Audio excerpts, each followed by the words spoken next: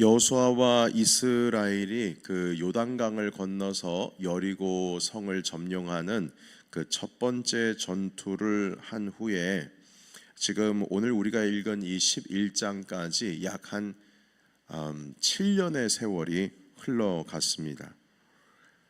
이 여리고 성 그리고 아이성 전투, 이것은 가나안 땅의 한 중부 지역에 해당했고요.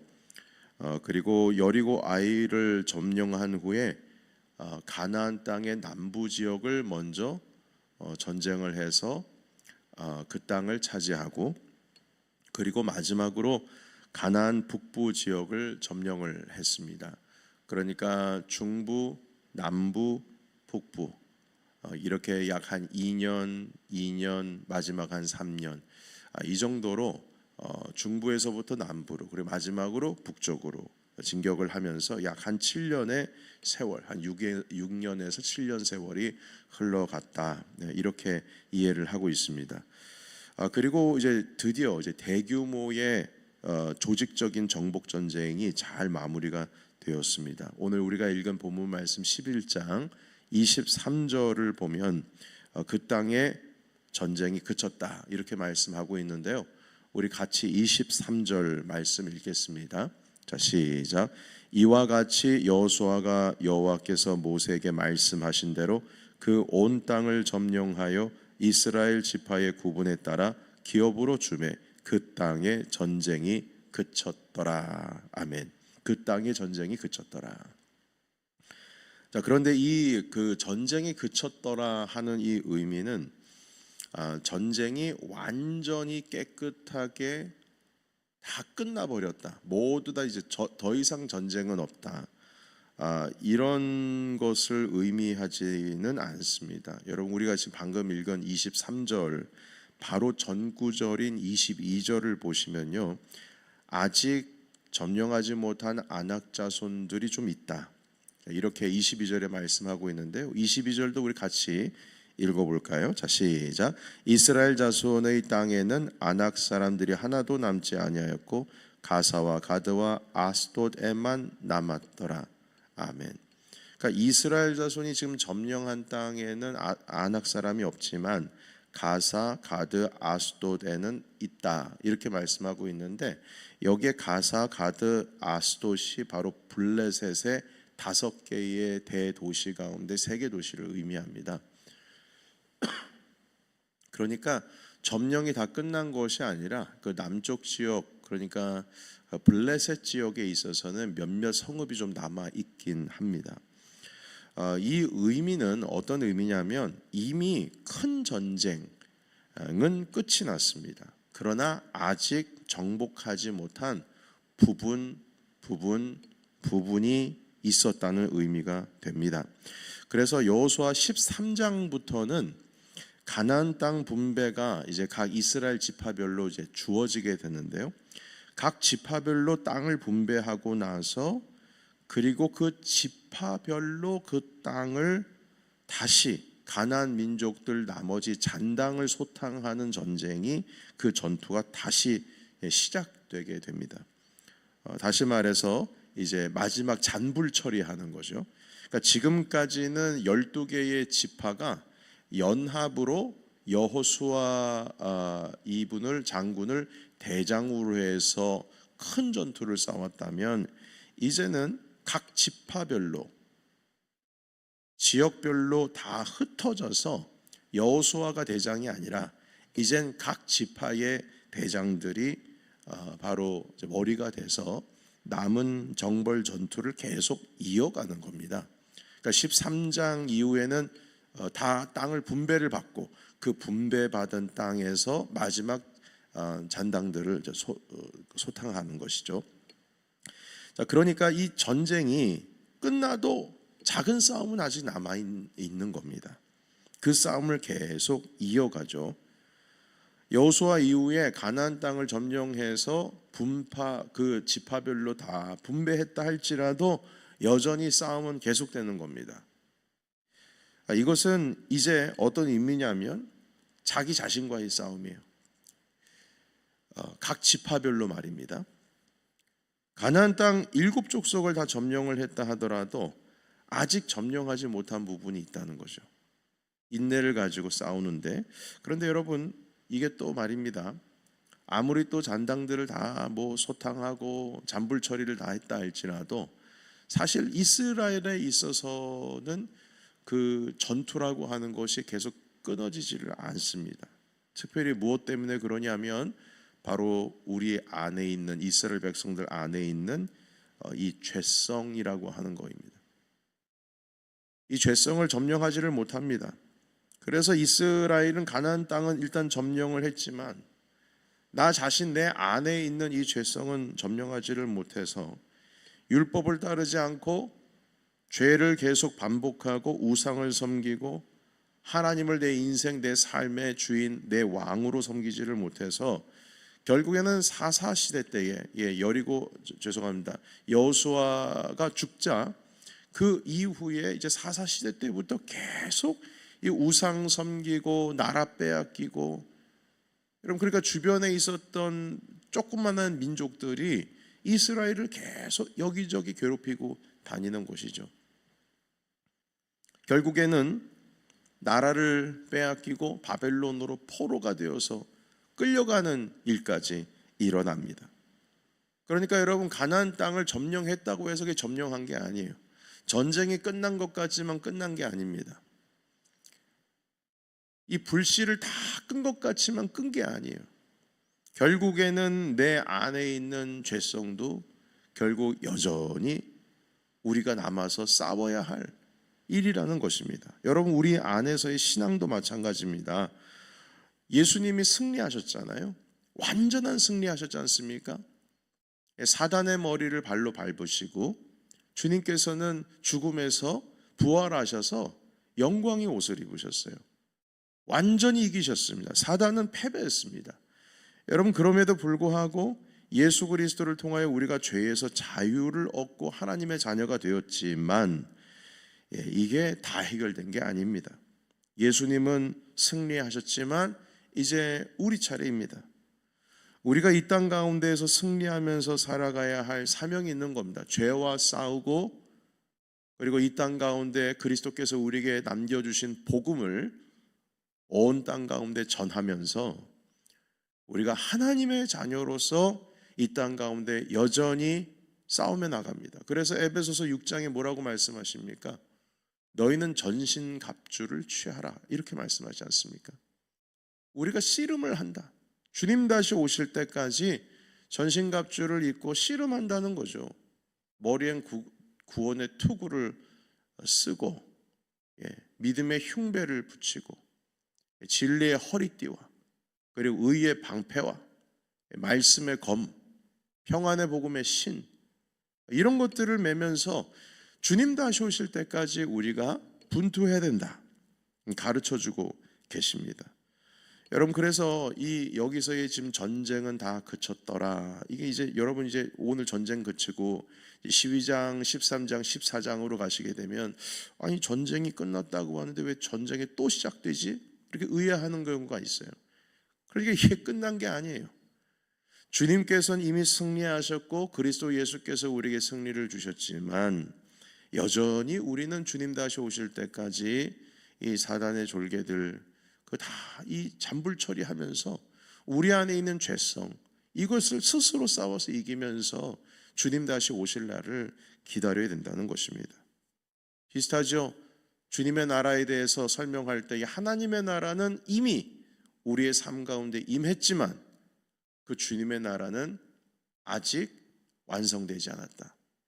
이미 already, 이미 임하셨지만 not yet, 아직은 아니다.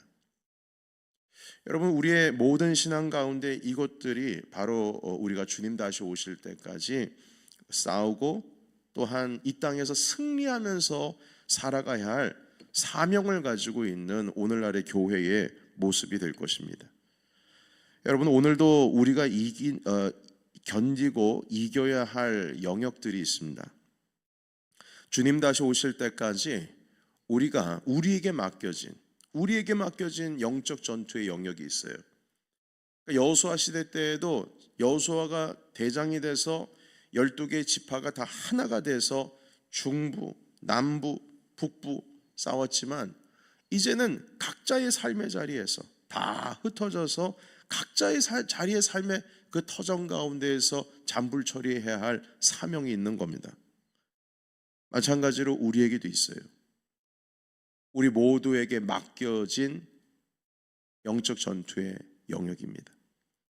그래서 우리가 여전히 기도가 필요한 겁니다. 그냥 단순히 내가 원하는 것, 응답되고 싶은 것, 그걸 하나님께 아뢰기 위해서 기도가 필요한 것이 아니고 주님께서 우리에게 맡겨주신 사명을 이루기 위한 기도가 필요한 겁니다. 다 이뤘다는 것이 아니고 여전히 이루어가야 하는 하나님께서 우리에게 맡겨주신 사명이 있는 것입니다. 여러분, 요한복음 14장의 말씀을 함께 읽겠습니다. 요한복음 14장인데요.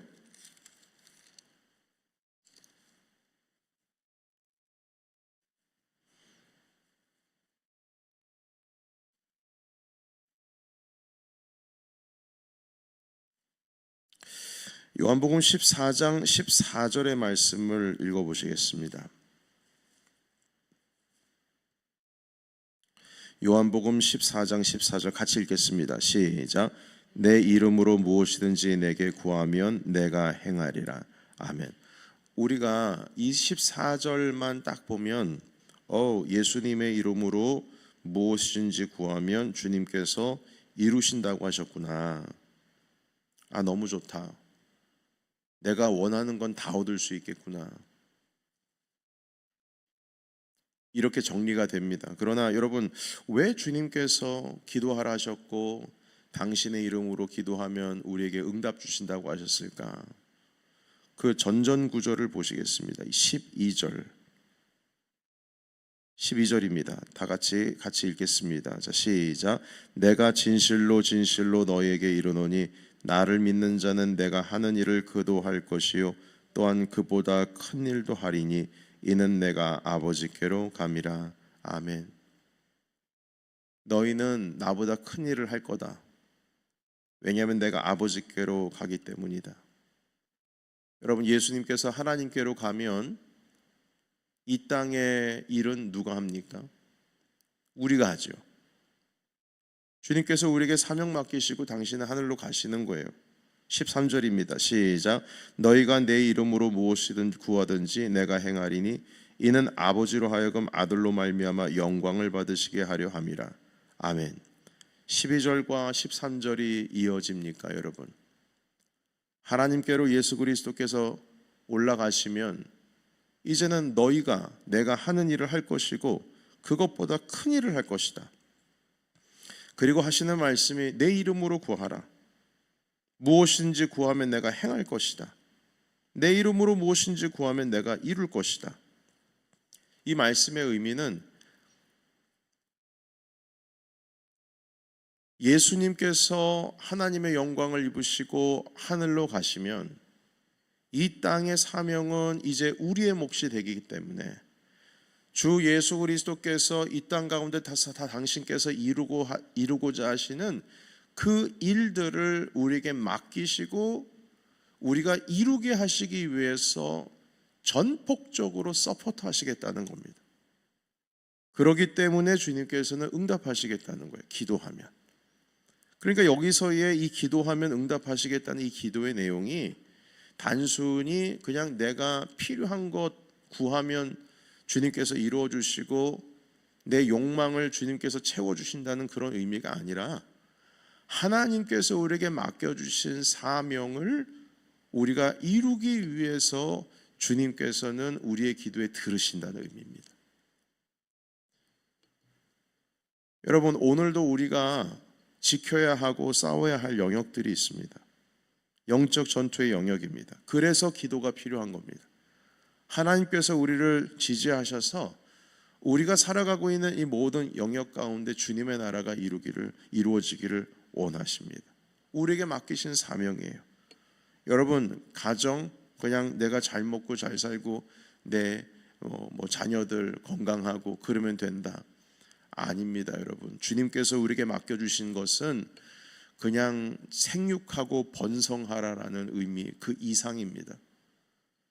창세기 1장 가운데 생육하고 번성하라 하신 말씀이 있는데 그 생육하고 번성해야 되는 이유가 뭔 줄 아십니까? 그 이유는 아담이 이 세상을 다스려야 했기 때문입니다. 그래서 주님께서는 창세기 1장 가운데서 허락하여 주신 첫 번째 명령은 바로 다스리라입니다. 다스리라. 우리 인류에게 세상을 다스리라 했어요.